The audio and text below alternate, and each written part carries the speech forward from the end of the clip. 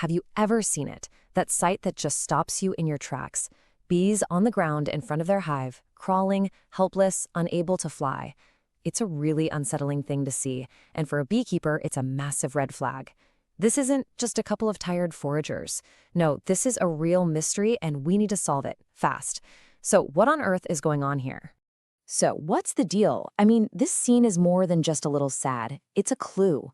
You have to think of it like a crime scene, where the victims are trying to tell you exactly what happened. And believe me, the survival of the entire colony could hang on whether we can answer this one simple question. Why are these bees crawling? But before we start pointing fingers at any suspects, we have to understand what we're looking at. You see, a single crawling bee isn't just an isolated incident. It's more like a warning flare shot up from the colony, screaming for help.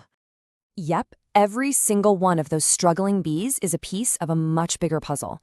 They're basically telling us that something is seriously wrong deep inside that hive. And if we don't put the pieces together and figure it out, the whole colony could be in jeopardy. Okay, so let's start our investigation with the usual suspects, the invisible invaders. We're talking about the diseases and parasites that attack from the inside, slowly weakening the bees until they literally can't fly anymore. First up is a really nasty gut disease called nosema.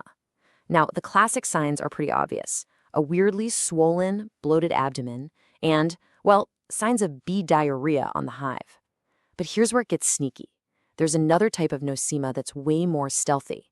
It doesn't cause any of that bloating, which makes it almost impossible to diagnose without sending samples to a lab. Ah, the varroa mite. If you've been around bees at all, you know this name. This thing is public enemy #1 for honeybees, period. These little monsters don't just weaken bees by feeding on them. Oh no. They're also like walking, crawling, dirty needles, injecting a whole cocktail of deadly viruses right into the bees. These viruses can paralyze them or cause them to be born with crumpled, deformed wings, grounding them for life. Next up, we've got an even more insidious little creature, the acarine mite, also known as the tracheal mite. And these things are straight out of a horror movie.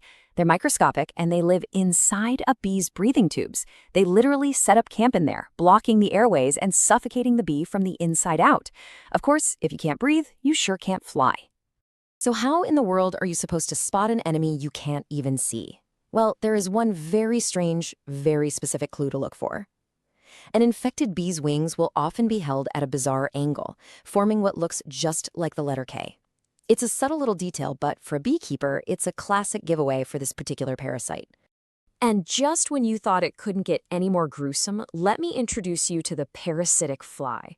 Its life cycle is pure nightmare fuel. It actually lays its eggs inside a living bee. Then, when the larvae hatch, they start to eat the bee from the inside out. This causes the poor bee to act like a zombie, crawling erratically, even spinning in circles right before it dies. Okay, but not all threats are these creepy, crawly invaders.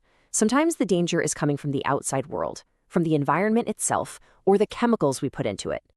Let's compare two common external threats, pesticide poisoning and cold weather.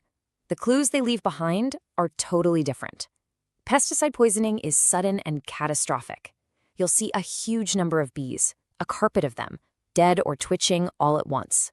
Cold weather, on the other hand, is a bit more selective. It usually just gets the youngest, most inexperienced bees, the ones who went out for a flight and got caught when the temperature suddenly dropped. And, the list of potential environmental problems just keeps going.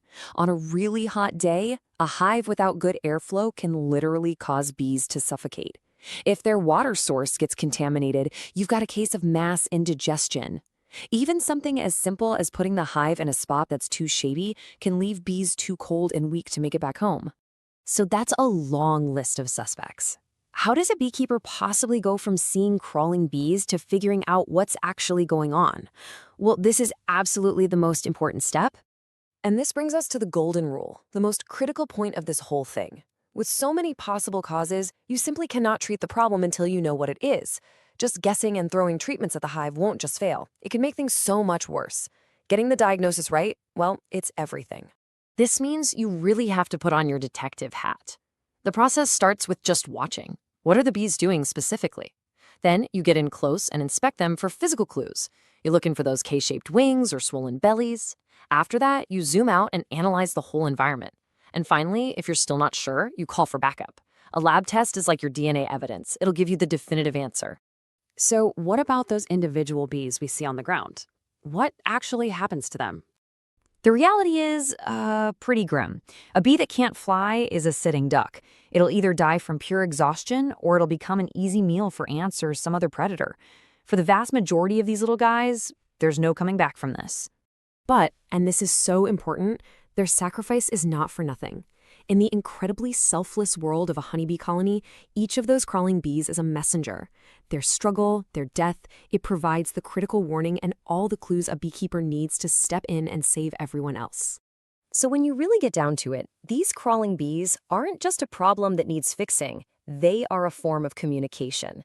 They are sending a very clear message about the health of their entire family.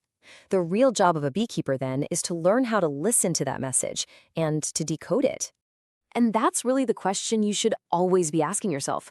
Whether you're a seasoned beekeeper or just somebody who's fascinated by these amazing insects, the next time you see a crawling bee, just pause for a second and wonder, what is that little bee trying to say? What is its hive trying to tell you?